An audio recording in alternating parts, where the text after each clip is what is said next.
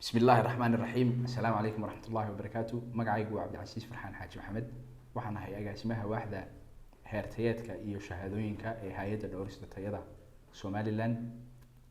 maanta waxaan doonayaa inaan idin la wadaago waxa uu yahay heertayeedku iyo faa'iidooyinkiisa. heertayeedku waxa lagu qeexaa inuu yahay documenti lagu sameeyay si is ogol ah kaas oo ay sameeyaan xubno ka ah documentiga la sameynayo daneeyayaal oo loo yaqaano technical committees. guud ahaan heertayeedku waxa uu qeexaa saddex shay. kow waxa uu qeexaa tayada laga rabo shayga. sidoo kale waxa uu qeexaa qaabka loo baarayo si loo sugo tayada shayga. ugu dambeyntii heertayeedyadu waxa ay sidoo kale qeexi karaan qaabka loo soo saarayo shaygaas. guud ahaan saddexda qaybood ayay qeexaan heertayeedyadu. haddaba waxaa laga yaabaa inaad isweydiiso Somaliland ma leedahay heertayeedyo? ها Somaliland heertayeedyo ayay leedahay. sanadkii 2021 ayay Somaliland yeelatay heertayeedyadii ugu horeeyay kuwaas oo tiradoodu dhamayd 25 una badnaa cuntooyinka. waxa kale oo kamid ahaa heertayeed ay leedahay dawadu. kuwa kale oo waxa ku jira iyaguna heertayeedyada laga rabo creamska.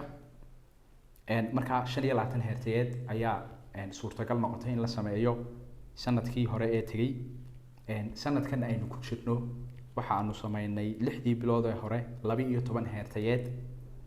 waxa iyaduna xusid mudan in aanu soo kordhinay sameynta heertayeedyada qalabka dhismaha oo gudideedii ay gacanta ku haysa imika. marka guud ahaan tirada heertayeedyada ay Somaliland leedahay waa inta. haddaba maxay tahay faa'iidada uu leeyahay heertayeedku? heertayeedku waxa uu leeyahay faa'iidooyin badan, laakiin waxaan ku soo koobi doonaa 2 faa'iido oo ah ta uu dadka u leeyahay iyo bulshada u leeyahay iyo tuu ganacsatada u leeyahay. bulshada heertayeedku waxa uu leeyahay faa'iido oo shayga marka aad iibsanayso haddii aad ogtahay in heertayeedkii tayadeeda sugayay la soo mariyay ama la soo waafajiyay, waxa ku fududaanaysa doorashadii shayga iyo inaad kalsooni ku qaado shayga aad iibsanayso iyo isticmaalkiisaba. faa'iidada uu leeyahay ganacsatadu waxa weeyaan marka heertayeedka aad shayga ku samaysay ama aad ku soo saartay uu waafaqsan yahay heertayeedyada caalamka, waxa ku fududaanaysa inaad shaygii u iibgeyso wadamada caalamka.